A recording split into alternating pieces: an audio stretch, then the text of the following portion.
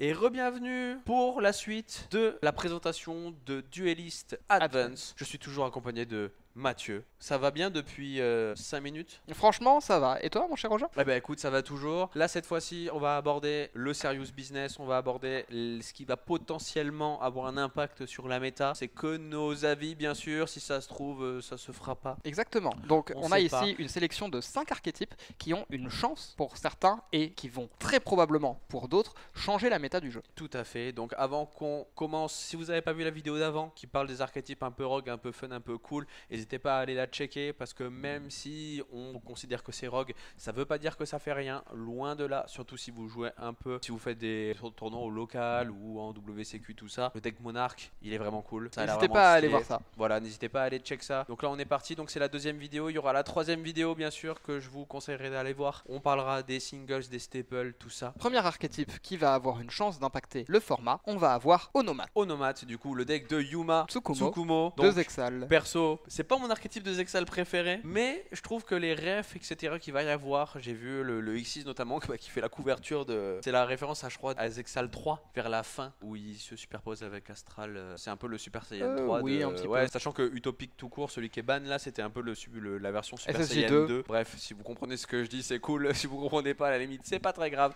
Bref. Mais donc, pour ce qui est des cartes de cet archétype, on va avoir 4 nouveaux monstres qui sont des retrains tout simplement.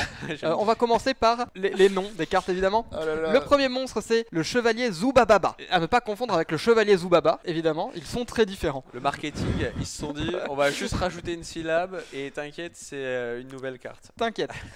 Et ça va être un thème récurrent pendant tout cet archétype, donc accrochez-vous bien. Monstre de niveau 3, pour un archétype de rang 4 c'est un petit peu bizarre, c'est parce que le monstre d'origine était de niveau 3. S'il est invoqué normalement ou spécialement, on peut ajouter un monstre Zubaba, sauf une autre copie de lui-même, depuis le deck à la main, et ensuite il peut changer son niveau pour avoir le même que celui du monstre ajouté. Et c'est là qu'on va ajouter un monstre Gagaga Zubaba qui fait partie du support précédent, qui est de niveau 4, et donc il pourra devenir de niveau 4. Ou alors, quand il est invoqué, à la place d'ajouter ça à la main, on peut détruire un monstre de max niveau 4 en défense de l'adversaire. Ça nous permet d'avoir deux options, même si la plupart du temps, on voudra ajouter un monstre à la main. Son autre effet par contre, c'est s'il est détaché d'un monstre X6 pour activer son effet, on peut ajouter un monstre Gagaga du deck à la main. Donc les onomatopées, les différentes onomatopées du deck, ce sont Zubaba, Gagaga, Dododo et Go go go. Gogogo. Sur les 4 monstres, il y a un cycle qui font qu'ils vont se tuto tous les uns les autres. Ici, c'est Chevalier Zubaba qui ajoute un monstre Gagaga depuis le deck à la main. Les uns vont tuto les autres. Exactement. C'est plutôt stylé. Donc Gagaga Magician. Ouais. Je pense qu'à mon avis, on va pas le tuto lui parce qu'il est un peu trop archaïque maintenant. On va pas mais... le tuto lui, on va aller tuto un monstre que je te laisse présenter. Le retrain de Gambara Knight, donc chevalier Gambara Gagaga. Exactement. Ok, il a gagné le Gagaga, c'est cool. On peut révéler un monstre Gagaga depuis l'extra deck. Gagaga Cowboy notamment. Cowboy, évidemment. Samouraï ou Gagaga Magician, qui Oui, est un monstre de l'extra c'est deck, vrai. ou Gagaga Girl. C'est vrai aussi. Oh là là, ça fait trop plaisir de voir ces monstres. Bref, en plus si c'est méta, si ça a un impact sur la méta, bref, je suis content. On peut révéler un monstre Gagaga depuis l'extra deck, on peut invoquer spécialement cette carte depuis la main, et si on le fait, on va appliquer un de ses effets. Soit invoquer spécialement un monstre Gagaga depuis la main, soit changer la position de combat d'un monstre sur le terrain. À tes souhaits, Mathieu. Excusez-moi. Si cette carte est détachée d'un monstre X6 pour activer l'effet du monstre, on peut ajouter un monstre Go-Go-Go depuis la deck à la main. Donc celui-là, ce Gagaga, enfin le Zubaba va tuto le Gagaga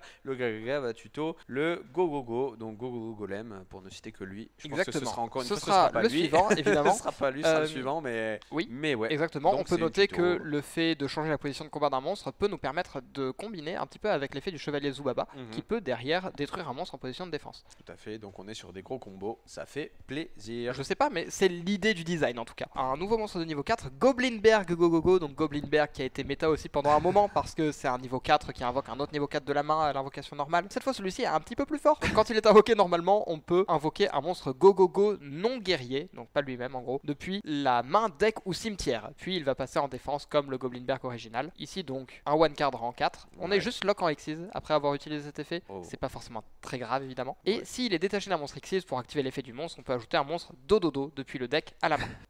En parlant du monstre Dododo, nous avons le guerrier Dodododo, que l'on pourrait renommer, pour les connaisseurs évidemment, Dododo Circular. On va voir ce que ce petit guerrier Dododo nous réserve. Vous pouvez envoyer un monstre Dododo depuis votre deck au cimetière. Donc on va foolish un monstre. Invoquer spécialement cette carte depuis la main, mais son niveau devient 4 et son attaque devient 1800. Et aussi, vous ne pouvez pas invoquer spécialement sauf des X6. Ok. Parce que son niveau de base c'est 6. Et donc on veut l'invoquer par son effet pour qu'il devienne niveau 4. Si cette carte est détachée d'un monstre X6 pour activer l'effet du monstre, bien sûr, comme d'habitude, d'habitude, on peut ajouter un monstre Zubaba depuis le deck à la main. Donc on va chercher un Zubaba. Très bien. Exactement.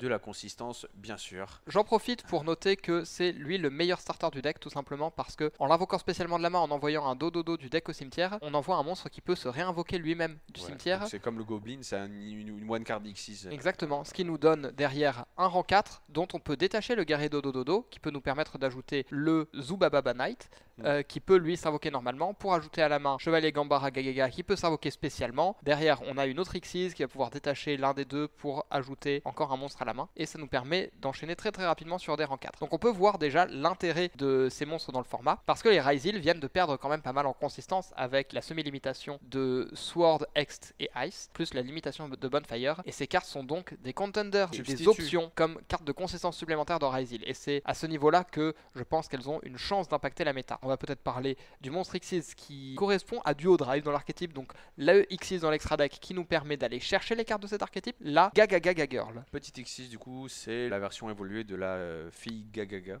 Exactement, voilà. Qui était un monstre de niveau 3 de base, ici c'est un monstre de rang 4. Si cette carte a une carte Zubaba, oui du coup il faut deux monstres de niveau 4, c'est générique. Complètement générique, sauf mais que il faut qu'elle ait un monstre Zubaba, Gagaga, Gogogo ou Dododo comme matériel pour faire cet effet. Donc on peut détacher un matériel de cette carte et ajouter une carte Gagaga, Onomate ou Xyz depuis votre deck à la main. Vous pouvez utiliser cet effet de fille Gagaga qu'une fois par tour, donc une tuto de à peu près n'importe quoi. En gros oui. En gros voilà. Donc ça peut être des contre-pièges, ça peut être des extenders. On peut aller ajouter notamment la magie continue qui nous dit à chaque fois qu'on invoque un Utopie on paye 500, on pioche une carte. Et donc ça nous permet derrière de piocher 3-4 cartes si on a de quoi mettre deux autres niveaux 4 sur le terrain.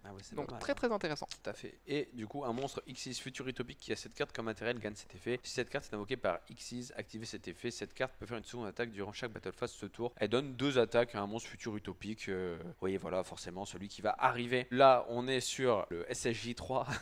On verra si ça fait le même effet que dans l'animé. Numéro F0 Futur Utopique Zexal. Donc il faut 2 monstres Xyz du même rang. Donc là on va superposer 2 monstres Xyz. C'est stylé. Le rang d'origine de cette carte est toujours traité comme 1. On est sur un monstre Xyz qui n'a pas de rang. On va gagner une attaque. Elle va gagner une attaque défense égale à la somme des rangs de tous les monstres Xyz que l'on contrôle et dans le cimetière de notre adversaire fois 500. Ça peut monter très vite. Surtout Ryzil ça utilise des Xyz. Tous les decks utilisent des Xyz. Si on se retrouve devant un adversaire qui a envoyé un aggregator au cimetière, c'est plus 4500 d'attaque. Ça fait beaucoup et surtout qu'en plus il pourra attaquer 2 fois s'il a la en matériel. Donc c'est pas mal. Les monstres de mon adversaire ne peuvent pas cibler de monstres autre que celui-ci avec une attaque. Et aussi mon adversaire ne peut pas cibler d'autres cartes sur le terrain avec des effets de cartes. Là où c'est intéressant ici, c'est que ça protège nos cartes du ciblage et des attaques, mais également ça empêche l'adversaire de jouer avec ses propres cartes parce qu'il y a pas mal d'archétypes qui nécessitent de cibler leurs propres cartes pour activer des effets. Ici ça ne sera pas possible. Et une fois par tour, lorsque mon adversaire active une carte ou un effet sur le terrain, effet rapide, on peut détacher un matériel de cette carte. Prenez le contrôle d'un monstre contrôlé par votre adversaire et aussi cette carte ne peut pas être détruite ni au combat ni par des effets de carte le reste de ce tour. Donc Quick Effect, prendre le contrôle c'est pas mauvais. Ouais, carrément. On a fait le tour des cartes les plus intéressantes à mon avis. Il nous reste une autre Xyz qui est le champion héroïque Excalibur Magnum. Donc c'est un retrain de Excalibur évidemment, une Xyz qui a été assez jouée il y a plus de 10 ans maintenant parce qu'il pouvait passer à 4000 d'attaque, ce qui était très gros pour l'époque. C'est que ça fait partie de l'archétype champion héroïque, mais dans l'animé Yuma il gagne la carte au tournoi du champion héroïque de base. Donc là il nous les présentait un peu comme c'était un peu le même support parce qu'il chope la carte dans l'animé, voilà la petite rêve. Il a les mêmes conditions d'invocation, 2 monstres guerriers de niveau 4. S'il combat un monstre de l'adversaire, il peut détacher 2 matériels pour doubler sa propre attaque, ce qui correspond à l'effet de l'ancien évidemment de passer à 4000 d'attaque. Une fois par tour durant la main phase en effet rapide, il peut s'équiper à un autre monstre fast recto qu'on contrôle pour lui donner plus 2000 d'attaque défense. Pourquoi pas, ça donne une autre utilité. Et il peut se bannir du cimetière pour remélanger 3 guerriers du cimetière dans le deck. Donc rien de phénoménal. On va le laisser de côté, je ne pense pas que celui-là aura un impact quelconque sur le jeu. Nous avons encore donc 2 petites magies et un piège qui à mon avis ne seront pas très importantes. Les cartes vraiment importantes ce seront les 4 monstres du main deck. On a la tactique d'espoir Gagaga. Les monstres Xyz Utopie ou utopiques que l'on contrôle dont l'attribut d'origine est lumière ne peuvent pas être détruits par des effets de cartes et aussi votre adversaire ne peut pas les cibler avec des effets d'autres cartes, du coup c'est de la protection. C'est une magie continue. Ok, ensuite il y a 2 effets, on peut en utiliser chacun des effets qu'une fois par tour. Donc on peut déclarer un niveau de 1 à 12 et cibler 2 monstres face recto que l'on contrôle, un monstre Gagaga inclus. leur niveau devienne du monstre déclaré. Donc c'est littéralement faites la Xyz que vous voulez. N'importe quel Voilà. Xyz générique peut être invoqué Voilà. dans le deck. Donc en vrai, ça c'est pas inintéressant du tout. Ça peut être sympa, ça peut être sympa. Voilà, vous voulez invoquer une Xyz 12, ben, faites une Xyz 12, tant mieux. Oui. Si vous invoquez par Xyz un monstre Xyz Utopie ou Utopique dont l'attribut d'origine est lumière, vous pouvez cibler une carte contrôlée par notre adversaire et la détruire. Voilà, là où cette carte est assez peu intéressante, c'est qu'elle ne va rien tuto. Ouais. Et quitte à aller tuto des cartes Gagaga, Xyz, tout ça, on a mieux. Mais elle existe. Tout à fait, pourquoi pas. On a ensuite une carte qui n'est absolument pas tutorisable, le retour du dueliste, qui est une magie normale, qui dit que tant qu'on a un Xyz sur le terrain ou dans l'un des cimetières, on ajoute une magie d'équipement depuis le deck ou cimetière à la main. Je sais pas trop ce qu'elle fait là, cette carte. Si on veut une magie d'équipement, bah, pourquoi pas. Exactement. Le retour du dueliste. On finit par une piège, du coup la barrière incassable Xyz. Lorsqu'une carte magie piège ou un effet de monstre est activé et que vous contrôlez un monstre Xyz, annule l'activation, puis vous pouvez détacher de matériel d'un monstre ou plusieurs monstres que l'on contrôle et détruire une carte sur le terrain. Donc non seulement c'est une counter trap, et en plus on va détruire une carte sur le terrain. C'est Varoudras, littéralement. Annule un effet, pourquoi détruit pas. une carte. Si elle est tutorisable, pourquoi pas. Elle est tutorisable par la Oui, parce Xyz. que c'est une Xyz. Vous pouvez bannir cette carte depuis votre cimetière et cibler un monstre Xyz que l'on contrôle. On va lui attacher un monstre Xyz Utopie ou Utopique Lumière dans le cimetière comme matériel. Ouais, pour voir ce qu'on peut y mettre, mais bon. Et on peut faire qu'un seul des effets par tour. Les cartes intéressantes vraiment ce seront les monstres qui ont le potentiel d'être des nouveaux starters pour Ryzil et de nous donner plus d'X4 à invoquer. Un petit peu comme les héraldiques pour les gens qui connaissent. La différence c'est que les héraldiques ont une lock qui, bien que contournable, est des fois assez handicapante pour faire nos combos. Ici ce n'est pas le cas, donc peut-être que on verra quelque chose d'assez similaire avec ces cartes là. Un deck qui fera beaucoup de rang 4. Prochain archétype qui a une chance d'avoir un impact sur le format, c'est un archétype fan favori. Comme c'est un archétype qui est déjà relativement compétent, je pense que ces deux cartes peuvent avoir un impact assez important sur le jeu. C'est parti pour du support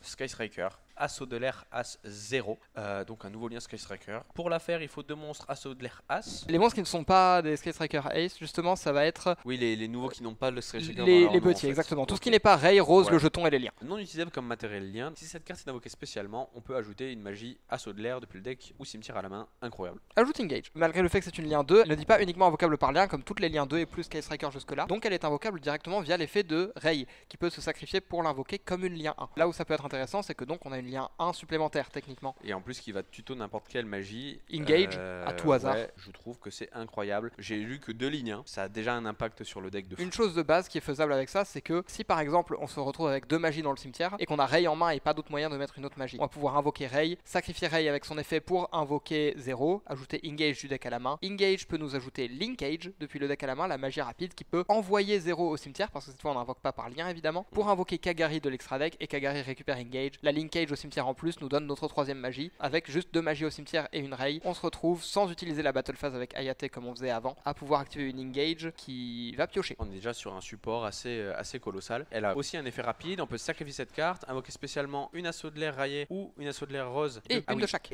Ah ouais, non mais c'est chaud. Depuis votre deck et ou cimetière, vous pouvez détruire une carte sur le terrain. A noter qu'on ne peut utiliser qu'un seul des 2 effets par tour, donc on pourra pas à la fois ajouter une magie Sky et la tag out pour invoquer nos 2 Ray et Rose et détruire une carte, mais Heureusement. dans l'idéal, Après, c'est un effet rapide. voilà, dans l'idéal, on voudrait que ce soit notre dernier lien qu'on invoque dans notre tour. Donc on l'invoque en dernière pour aller ajouter une autre engage à la main pour piocher une dernière fois en préparant notre board pour le tour adverse. Et pendant le tour adverse, on peut la sacrifier pour invoquer Ray et Rose et détruire une carte sur le terrain une fois qu'on a activé nos autres cartes Sky Striker. Et on verra d'ailleurs avec la prochaine carte que une fois qu'on invoque Ray et Rose, on a peut-être moyen d'en faire quelque chose de plus pendant le tour adverse. Notre prochaine carte c'est Assaut de l'air Sky Striker alternative Lemnis Gate, qui est une magie rapide donc qui n'a pas besoin de ne contrôler aucun monstre dans les zones monstres main, contrairement à toutes les autres magies Sky Striker, ou presque toutes les autres. Donc c'est une magie jeu rapide qui dit qu'on peut cibler un nombre égal de monstres Assaut de l'air As et de magie Assaut de l'air dans le cimetière. On les mélange dans le deck. On recycle autant de monstres et de magie du cimetière, et pour chaque 3 cartes recyclées, on renvoie à la main une carte sur le terrain. Si on renvoie 2 cartes, on renvoie 0 carte à la main. Si on recycle 4 cartes parce qu'on a recyclé 2 monstres, 2 magies, on peut renvoyer une carte. Si on recycle 3 monstres, 3 magies, on peut renvoyer 2 cartes du terrain à la main. Et comme ça ne cible pas, ça nous permet à la fois de recycler nos cartes Assaut de l'air et d'avoir une carte qui est un board breaker et une interruption très intéressante à avoir posée, surtout au vu de son effet au cimetière. Effet au cimetière donc qui nous permet de profiter pleinement de l'effet de 0 qui nous invoque Ray et Rose, parce que si un ou plusieurs monstres Assaut de l'air sont invoqués sur votre terrain tant qu'elle est dans le cimetière, on peut la bannir pour invoquer par lien un monstre Assaut de l'air As. Ce sera Zik qui demande 2 monstres incluant un Assaut de l'air As de mémoire, et qui dit à l'invocation on peut bannir un monstre adverse jusqu'à la fin du tour adverse. Donc on peut détruire une carte sur le terrain avec 0, puis bannir un monstre jusqu'à la fin du tour adverse. avec juste 0 plus alternative Lemnis Gate sur le terrain. Si on a par exemple 2 monstres et 2 magies qu'on peut recycler dans le cimetière, on va pouvoir faire d'abord peut-être Lemnis Gate, on recycle nos 4 cartes, on renvoie une carte du terrain à la main, puis effet de 0, on invoque Ray et Rose et on détruit une carte sur le terrain, ce qui active l'effet de Lemnis Gate pour invoquer par Zik qui bannit un monstre. Et donc avec juste ces 2 cartes en rotation, on se retrouve avec 3 interruptions assez diversifiées et intéressantes. C'est ça qui va donner une chance à Sky Striker de revenir un petit peu dans le format. Je suis pas choqué, mais c'est des cartes de support de fou, quoi. Oui, parce que Sky Striker c'est un deck qui a déjà une loop de ressources extrêmement forte avec spécifiquement Engage qui n'est pas once per turn, le fait de pouvoir recycler ses cartes presque à l'infini. Là c'est encore plus flagrant puisque Lemnis Gate nous permet, donc la magie rapide évidemment, de recycler encore mieux des magies et des monstres. On a encore aussi Zero qui est la première carte d'extra deck qui va tuto des cartes Sky Striker. On n'en avait aucune jusque là, le mieux qu'on avait c'était Hayate qui pouvait en foolish une et derrière on était obligé de passer par Kagari. Maintenant on peut accéder Engage directement depuis le deck pour la récupérer avec Kagari. C'est vraiment beaucoup plus fort et le card advantage va être énormément accéléré en plus du fait qu'on a accès à plus d'interruptions parce qu'on a toujours tout ce qui va être les ancres et les chars canons qu'on peut poser. Ceux qui savent déjà très bien jouer Sky Striker parce que c'est quand même un des decks de l'Eternal Format où les gens, c'est même un des decks je pense l'archétype les plus populaires du jeu. Oui. Je pense que au local il va y en avoir je sais pas au moins 5-6 qui vont ressortir leur deck du placard, ils vont chercher leur meilleur lien 2, ça va partir en cacahuète, préparez-vous au mirror. Exactement, donc ça c'est un deck qui je pense a une chance d'apparaître dans le format. Ce sera pas le tier 0, voilà. Mais franchement je pense qu'il a vraiment toutes ses chances. Déjà rien que Sky Striker sans le support c'est déjà un deck. C'est un deck quand il est bien joué évidemment. C'est déjà un deck, il y a des fous furieux qui jouent Sky Striker comme jamais, mais là ça va être encore pire. Il nous reste 3 archétypes à voir pendant cette petite vidéo. Support d'un deck qui a été assez hype au moment de sa sortie la première fois et qui finalement a pas fait grand chose même s'il est assez stylé. Je vous parle bien évidemment de Vanquish Soul. C'est parti pour le deck âme du vainqueur. On a un monstre, une Xyz et une magie. Alors les Vanquish Soul, VS en japonais comme tu peux le voir sur la carte devant toi. Ah oui. VS comme versus, c'est un deck basé sur les jeux de combat. Oui, non, c'est bon, ça me revient, oui, avec le playmat trop stylé là. César Valius, tout ça, ouais, voilà. avec des effets qui sont là pour se renvoyer les uns les autres à la main pour simuler la mécanique de switch justement dans les jeux de combat où tu peux échanger de personnages en pleine partie. Ces 3 cartes de support là, d'après toi, ça va faire le retour du deck. Ce n'est pas que mon avis, c'est un avis général et j'avoue c'est aussi très inspiré par ce qui se passe actuellement en OCG où le deck est extrêmement fort. On va voir cette première carte du coup, âme du vainqueur Sainte Sue. Sainte Sue, je sais pas comment dire.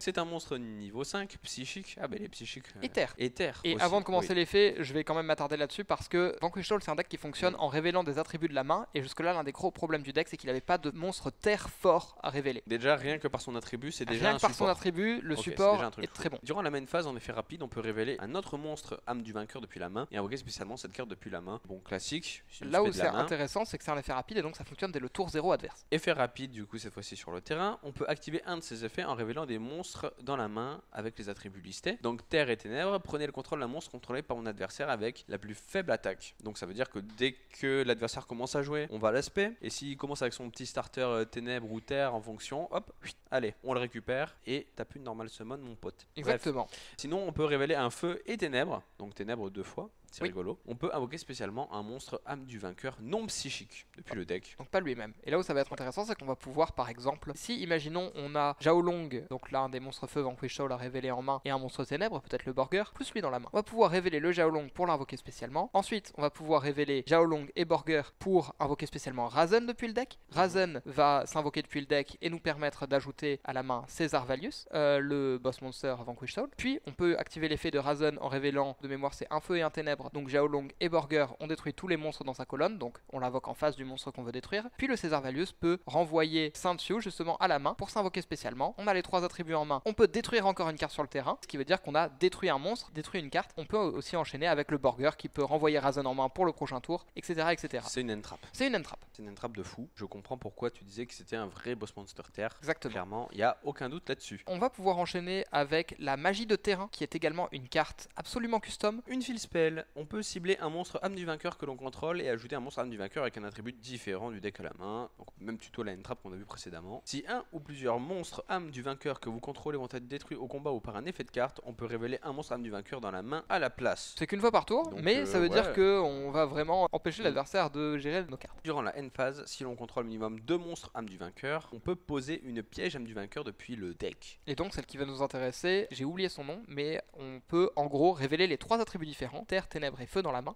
Mhm. pour détruire tous les monstres de l'adversaire.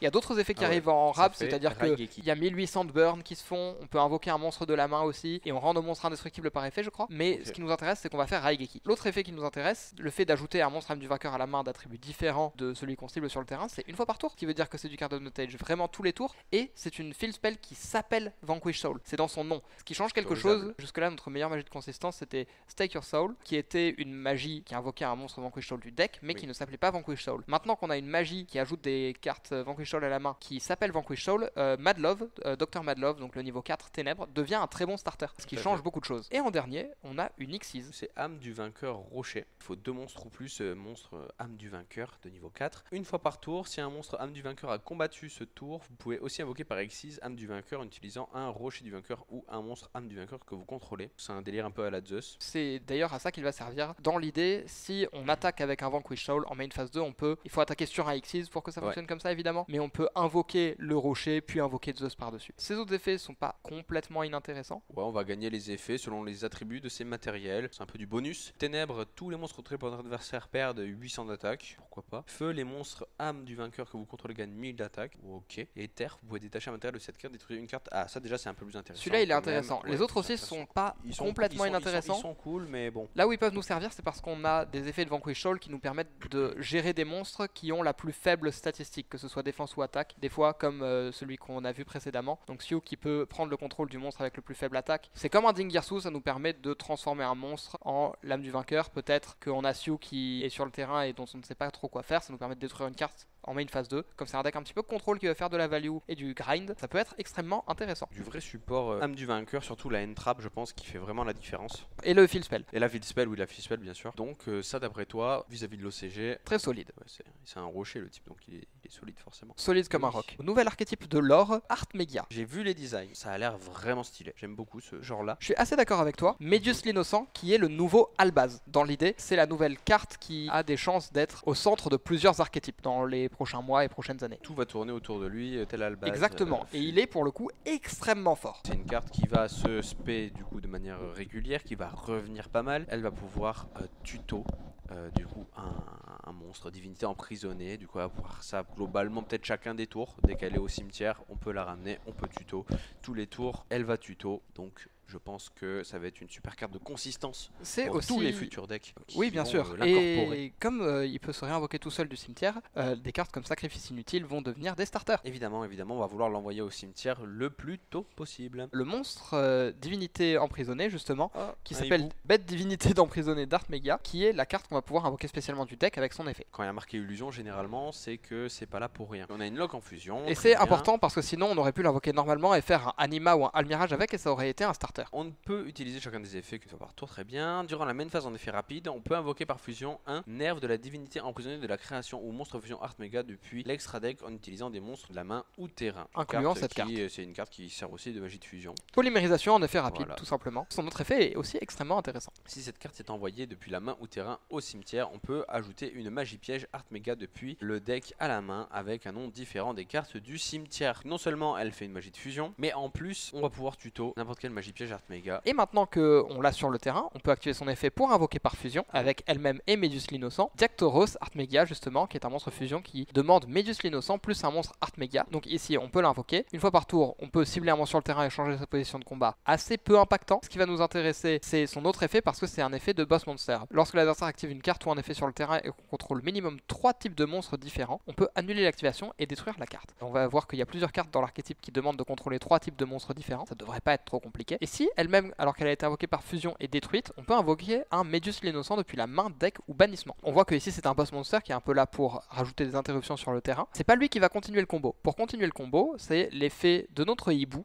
la bête divinité emprisonnée d'Art Megia, qui va ajouter une magie piège Art Megia du deck à la main. Art Megia, la cité académique des arts divins. Grâce au hibou, on va pouvoir tuto cette field spell. Durant votre main phase, on peut invoquer normalement un Medius innocent, comme tu disais, toutes les cartes le site. En plus de l'invocation pose normale. D'accord, sort. Donc c'est une normal summon supplémentaire que pour lui. Au cas où on en aurait besoin, même Ah ouais, si le gars, normalement on l'a déjà passé à ce stade, mais en fonction de la main ça peut quand même être utile. Ce qui nous intéresse c'est ce qui va arriver après. C'est qu'on peut défausser une magie piège et déclarer le nom d'un monstre Art Mega que l'on contrôle pas. Et ajouter un monstre déclaré depuis le deck à la main. Et aussi vous ne pouvez pas invoquer spécialement en dehors de Médus l'innocent et les monstres Art Mega bien sûr le reste de ce tour sauf depuis l'extra deck. Donc l'extra deck reste débloqué. Vous ne pouvez déclarer chaque nom de carte qu'une fois par tour pour activer cet effet de Art Mega. Ok. Ce qui veut dire qu'en défaussant une magie piège, pour le nombre de monstres Art Mega dans le jeu, on peut, en défaussant une magie piège, l'ajouter à la main. Le monstre qu'on va vouloir ajouter en premier, ça risque d'être Graflam Art Mega, qui est un monstre dragon de niveau 5 lumière, qui peut se protéger de la destruction au combat une fois par tour, et qui a un autre effet très intéressant qui dit, si on contrôle une carte Art Mega, donc la magie de terrain, le monstre fusion par exemple, on peut l'invoquer spécialement depuis la main, puis poser une magie Art Mega depuis le deck. Il peut également cibler une magie piège contrôlée par l'adversaire pour la détruire, en effet rapide si on contrôle 3 monstres avec des types différents. Le gimmick revient ici pour avoir une interruption supplémentaire avec Graflam. Qu'est-ce qu'on va vouloir poser comme magie piège depuis le deck? Bannissement Art Mega. Cette magie normale, elle nous dit qu'on va pouvoir placer une Art Mega, la cité académique, donc la fille spell,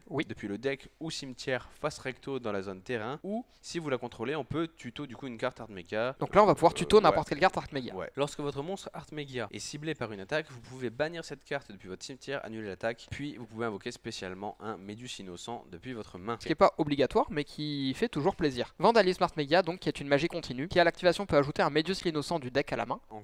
Encore lui, qui peut aussi, une fois par tour, cibler un monstre qu'on contrôle, il sera traité comme un Art Mega pour une invocation fusion, ce tour, et elle peut s'envoyer au cimetière pour protéger la cité académique de la destruction. On ajoute une autre copie de notre Médus l'innocent. On est sur un bon gros one card combo des familles. Je récapitule ce qu'on a. Médus l'innocent qu'on invoque normalement, qui nous permet d'invoquer le hibou depuis le deck, qui va invoquer par fusion Diactoros, puis avec le hibou, on ajoute le terrain à la main, terrain qui peut ajouter le Graflam, Graflam qui peut poser du deck la magie normale bannissement, bannissement ajoute à la main vandalisme, et le vandalisme ajoute un autre Médus l'innocent du deck à la main. À partir de là, on peut extra norme le Médus l'innocent qu'on a ajouté avec l'effet de la magie de terrain, et en renvoyant un monstre dans le deck, on peut réinvoquer celui de notre cimetière, ce qui nous donne accès à un rang 4 gratuit, et donc on a un rang 4 plus une destruction de magie piège, plus une Omni Negate grâce à la fusion, ce qui est loin d'être inintéressant, et on n'a pas fini, parce que la magie de terrain peut encore défausser une magie piège pour ajouter d'autres monstres Art Mega à la main. Cette fois, même si ça ne fait plus trop partie du combo, on va parler des autres, donc on va avoir Bellefonte Art Mega, c'est un monstre de niveau 7, qui empêche l'adversaire de cibler les monstres Art Mega de niveau 6 et moins avec des effets, ça peut protéger certaines cartes évidemment, et qui dit si on contrôle une carte Art Mega, elle peut s'invoquer depuis la main, puis piocher une carte, donc elle se rembourse tout simplement en s'invoquant spécialement, et c'est également une interruption parce que si on contrôle minimum 3 types de monstres différents, en effet rapide, on peut annuler les effets de tous les monstres face recto de l'adversaire. On comprend pourquoi c'est un archétype qui a du potentiel. Il a du potentiel avec plusieurs interruptions dans son archétype évidemment. On peut aussi penser à aller chercher notre niveau 3 Litera Art Mega, qui peut lui s'invoquer spécialement de la main si on contrôle une carte Art Mega, puis ajouter une carte Art Mega du cimetière à la main, et donc ici ça nous permettrait d'ajouter peut-être une magie qu'on voudrait défausser par la suite pour activer l'effet du terrain et réajouter une carte à la main. Surtout ce qui nous intéresse avec la Litera, c'est de l'avoir sur le terrain parce que durant la main phase adverse, on peut invoquer un Art Mega de la main au cimetière puis le renvoyer lui-même à la main. Ce qui nous permet de réinvoquer le hibou qui, je le rappelle, fait une fusion en effet rapide. Et avec le hibou, je te laisse lire quelle carte on peut invoquer pendant le tour adverse. On arrive sur Nerve, la divinité emprisonnée de la création, le design de la carte. Bien sûr. Qui est à la fois incroyablement stylé et à la fois j'ai du mal à voir sa tête au type. J'ai hâte de voir ce que ça peut donner en foil ou en Starlight sûrement parce que les Starlight reviennent au cas où. Les quarters c'est finito. On est sur Nerve, la divinité emprisonnée de la création, monstre de fusion terre, illusion de niveau 10. Il faut 3 monstres Art Mega. Tout d'abord être invoqué par fusion, soit invoqué spécialement depuis l'extra deck, en position de défense en sacrifiant 3 monstres de type différent, du coup même pas besoin non. De la fusion. Mais ce qui va nous intéresser c'est d'utiliser le niveau 3 pour réinvoquer le hibou pendant le tour adverse. Bien sûr. Et il nous manque juste un monstre Art Mega, donc par exemple l'autre fusion, une fois qu'on aura utilisé son effet, on peut l'invoquer pendant le tour adverse. Non destructible par des effets de carte tant qu'une carte est dans la zone terrain, donc est protégée par sa field spell, on dirait un peu c'est une toon, tu sais. Oui. Bref. Une fois par tour, lorsque vous activez un effet de monstre Art Mega, effet rapide, vous pouvez faire devenir l'effet activé, détruisez toutes les cartes contrôlées par votre adversaire. Et donc avec l'effet hardcore de notre niveau 5 qu'on avait encore sur le terrain à ce moment là, le Graflam qui peut détruire juste une magie piège, donc et ben on peut à la place tout détruire. Il va nous manquer à parler de certaines magies pièges, Théoréalisation qui n'est pas une carte Art Mega mais dont l'effet est juste envoyer Médus l'innocent du deck au cimetière.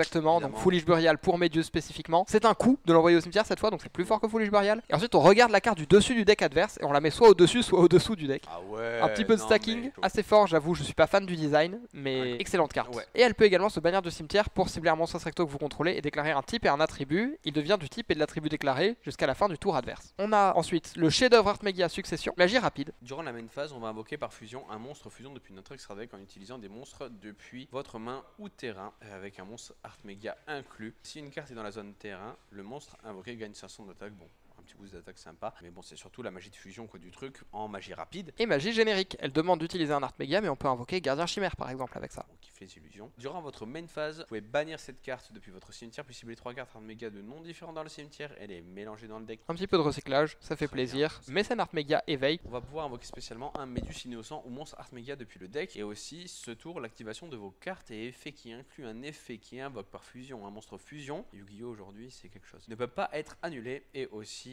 votre adversaire ne peut activer ni de cartes ni d'effets lorsqu'un monstre est invoqué par fusion de cette façon. Donc vous ne pourrez pas Solemn Judgment, le petit monstre fusion. Vous pouvez bannir cette carte depuis le cimetière et cibler un monstre Artmegia que vous contrôlez, renvoyez-le à la main / extra deck, et si vous le faites, détruisez une carte contrôlée par votre adversaire. Mais on peut utiliser qu'un seul des deux effets par tour, malgré le fait que ce soit une piège. Donc là où c'est intéressant, c'est que on se retrouve, si on l'a posé, à pouvoir invoquer Medius l'innocent depuis le deck Oui. pendant le tour adverse, qui va activer son effet pour invoquer le hibou, qui va activer son effet pour invoquer peut-être notre Omni Negate justement. Et au tour Oui. d'après, on pourra se servir de la piège au cimetière pour détruire une carte sur le terrain. Il me semble qu'on a bientôt fini pour les archétypes méta. Il va nous en rester un archétype qui est né dans l'animé Yu-Gi-Oh! Arc 5, qui, Lunalight, ça a toujours été un deck solide quand même. Notamment en tant que deck spam rang 4 avec Orcust. On se souvient de Danger Orcust Lunalight qui utilisait Azathoth pour s'isoler de toutes les entrappes avant de faire un board impassable, il faut le dire. Oui. Ça a été joué également un petit peu format Tearlament, il y a eu des variantes Tearlament, Lunalight qui existaient. Il y a plusieurs moments dans le jeu où les cartes Lunalight ont été jouables. Surtout que là en plus on est sur du support où il n'y a pas deux cartes quoi. 5 cartes et elles sont toutes assez extraordinaires. Le lion d'or clair de lune qui est tout simplement l'un des nouveaux monstres, un nouveau starter. Si cette carte est invoquée normalement ou spécialement, vous pouvez ajouter un monstre clair de lune, donc une tuto, ok, puis défausser une carte, très bien. Si un ou plusieurs monstres clairs de lune sont envoyés à votre cimetière, tant que cette carte est dans la zone monstre, même durant la damage step, vous pouvez en cibler un et l'ajouter à la main, on va recycler. Ce qui veut dire qu'on peut ajouter un monstre à la main, le défausser, l'ajouter à la main. Voilà, donc en fait vous perdez pas de carte. On perd aucune carte. Mais là où c'est intéressant, c'est que dans ce processus, plutôt que de juste ajouter un monstre à la main, on en profite pour activer l'effet du monstre quand il est envoyé au cimetière. Bien sûr, ça nous permet de trigger les effets des autres monstres clairs de lune, ce qui n'est pas des moindres. Deuxième carte, qui est le chien de chasse d'argent clair de lune. Si cette carte est envoyée au cimetière par un effet de carte, du coup comme l'effet d'avant, Justement. vous pouvez invoquer spécialement un monstre clair de lune, sauf lui-même, depuis le deck. Vous ne pouvez pas invoquer spécialement, sauf depuis l'extra deck, sauf des monstres clairs de lune exclus. J'avoue que là je commence à avoir du mal à lire les cartes Yu-Gi-Oh! Et lorsqu'une carte magie piège ou effet de magie piège est activée sur le terrain, donc par nous-mêmes ou par l'adversaire, c'est un effet rapide. On peut bannir cette carte depuis le cimetière Et un monstre fusion clair de lune et annuler. Ah ouais. Ok, c'est une negate dans le cimetière. Ça peut être bien, par exemple post-side, truc comme ça. Ouais, on peut penser à invoquer le lion d'or qui va ajouter à la main le chien de chasse et le défausser. Effet du chien de chasse, on peut invoquer le Kaleido depuis le deck. Effet du Kaleido, on peut envoyer le tigre au cimetière. Et avec l'effet de lion d'or, on récupère tigre en main. Et donc on va avoir le tigre qui est, comme on le sait, la carte qui nous permet de loop un maximum de fois nos effets de Lunalight. On commence à avoir déjà une loupe de ressources très bien installée. Pour compléter tout ça, comme carte du main deck, je te propose la Mascarade clair de lune. Donc c'est une magie continue qui permet durant la main phase, le tour où elle a été activée, d'envoyer un monstre clair de lune du deck au cimetière, tout simplement. Un petit peu gratuit, c'est franchement très très fort parce que on sait qu'ils ont des très bons effets. Par exemple, si on a sur le terrain le lion d'or, ça nous permet d'ajouter n'importe quoi du deck à la main. Ça nous permet aussi d'envoyer le chien de chasse d'argent au cimetière pour invoquer spécialement quelque chose depuis le deck. Vraiment pas mauvais du tout. Et si on invoque par fusion un monstre fusion clair de lune, on peut ajouter une polymérisation depuis le cimetière ou bannissement à la main. Puis on a le droit de défausser une carte. Et si on a défaussé une carte, quand on invoque par fusion ce tour, une fois, on pourra aussi bannir des monstres depuis le cimetière comme matériel. En gros, on invoque par fusion, on récupère polymérisation en main, on défausse une carte, et ensuite quand on réactive polymérisation, on peut en plus bannir des monstres du cimetière. Et c'est là qu'on voit l'intérêt de cet effet parce que la première fois qu'on va invoquer par fusion, ce sera pour invoquer normalement la danseuse au parfum clair de lune qui demande juste 2 monstres clairs de lune. Si cette carte est invoquée par fusion, on peut ajouter un parfum de clair de lune depuis le deck à la main. Du coup, parfum qui est La bouteille qui peut à l'activation invoquer un clair de lune depuis le cimetière et qui peut se bannir du cimetière et défausser une carte pour ajouter un clair de lune du deck à la main. Une carte pas accessible avant, pas tutorisable, maintenant elle l'est. On est sur une carte de consistance qui va choper une autre carte Exactement. de consistance. Du coup, nous, ce qu'on aime bien, c'est la consistance. assistance. On peut cibler une autre carte clair de lune que vous contrôlez, la renvoyer à la main / extra deck, puis on peut invoquer spécialement un monstre clair de lune depuis la main. Ça nous permet de juste échanger les monstres pour réactiver leurs effets. Surtout qu'en ciblant une carte clair de lune, on peut recibler le tigre pour le renvoyer à la main, le réactiver et réinvoquer un monstre du cimetière. Et on peut bannir cette carte depuis le cimetière, évidemment, un effet dans le cimetière. Ce tour, les monstres contrôlés par votre adversaire perdent une attaque égale à leur défense d'origine. Oui, pourquoi pas. Classique, on va dire. Un peu plus anecdotique. Un petit peu plus comparé aux effets de dégénéré qu'il y a avant. Exactement. Mais ce qui nous intéresse, c'est surtout que c'est un monstre fusion qui demande juste 2 monstres clairs de lune, donc facilement invocable, pour activer l'effet de mascarade clair de lune, récupérer la polymérisation et débloquer l'effet de fusion miracle, tout simplement, en plus d'ajouter la bouteille, le parfum, qui va nous permettre de générer encore beaucoup de cartes advantage. Et donc, qu'est-ce qu'on veut invoquer en bannissant des monstres du cimetière? Ce sera l'Igre danseur clair de lune. Alors, ces conditions d'invocation ici, c'est le lion danseur clair de lune plus 3 monstres clairs de lune. Ça fait un petit peu beaucoup, sachant que le lion danseur, c'est déjà un monstre qui demande la panthère plus 2 clairs de lune. Alors, on va réussir à la mettre au cimetière assez facilement avec le Kaleido, qui est une ancienne carte évidemment, qui peut envoyer n'importe quelle lune alive du deck ou de l'extra deck au cimetière. Donc, ça nous permet de l'avoir dans le cimetière, et donc grâce à l'effet de la magie continue mascarade, on va se retrouver à pouvoir l'invoquer assez facilement. C'est elle la carte qui rend le deck vraiment fort, une vraie menace dans la méta. Il est uniquement invocable par fusion avec les matériels ci-dessus, inaffecté par les effets de cartes autres que les cartes claires de lune. Avec 3800 d'attaque, je vous assure que vous allez avoir du mal à vous en débarrasser. En plus de ça, il peut attaquer 2 fois, et l'effet le plus important, à part peut-être la protection, en effet rapide, une fois par tour, on peut envoyer un clair de lune depuis l'extra deck au cimetière pour détruire tous les monstres invoqués spécialement de l'adversaire. Cet effet, bien que une fois par tour, évidemment tout va bien, bien que une fois par tour, n'est que soft once per turn. Ce qui veut dire que si on invoque 2 ligres danseurs, on peut Raigeki tout simplement 2 fois le terrain de l'adversaire. Je vous préviens que ça risque d'arriver. Voilà, on est sur un bon archétype, un bon support d'archétype un peu dégénéré comme on aime. Franchement, ça fait plaisir. Et à chaque set, mais ça va être plaisant à jouer ça. C'est des cartes qui vont vraiment avoir des synergies avec le cimetière, se récupérer les unes les autres, générer des ressources. Ligre danseur, c'est vraiment un boss monster qui vaut le coup. Ouais, de fou. Bah déjà non affecté par des effets de cartes. À 3800 d'attaque, si on en a 2, comment tu passes 2 monstres à 3800 d'attaque inaffectés qui peuvent chacun te Raigeki en effet rapide? Tu peux, mais c'est difficile. Il faut kaiju. Il y a des options. Parmi les meilleures options, ça va être des monstres indestructibles, pouvoir passer ces monstres-là. Je pense notamment à Raizil Detonator, qui peut juste détacher un matériel pour protéger les Xyz. Alors c'est qu'une seule fois. Donc ça veut dire que s'il y en a 2, ça marchera pas, mais s'il y en a un, tu peux invoquer Detonator, puis invoquer par exemple un Dugares, qui va te permettre de doubler l'attaque du Detonator. Tu peux détacher le Detonator pour te protéger, et tu as qu'à attaquer au-dessus, et tu te débarrasser de l'un des deux. Tu peux aussi essayer de le entrap pour qu'il n'arrive pas jusqu'à Ligre Danseur. Il y a différentes choses, même si effectivement une fois que le deck est lancé, le contreplay est un petit peu difficile à trouver. Ça me fait un petit peu penser à Red Raptor. Ça fait peur quand même. Oui, carrément. Parce que c'est plusieurs towers qui ont des statistiques assez phénoménales, avec un clearboard en effet rapide. Je m'imagine en duel, en face il m'en sort 2.